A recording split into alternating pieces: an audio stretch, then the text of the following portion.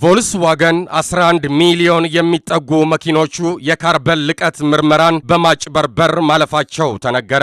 ታዋቂው የመኪና አምራች ቮልስዋገን ያመረታቸውና 11 ሚሊዮን የሚጠጉ መኪኖቹ ያለም አቀፉን የካርበን ልቀት ምርመራ በማጭበርበር ማለፋቸው ተነግሯል።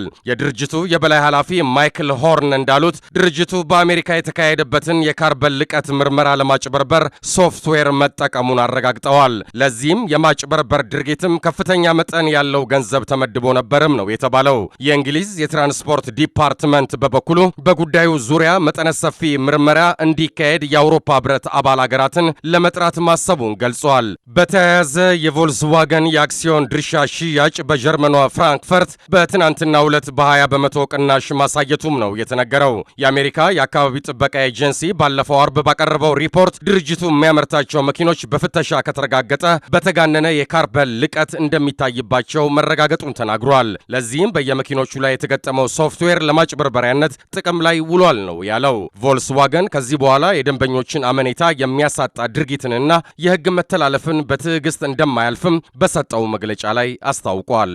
ዘገባው የቢቢሲ ነው።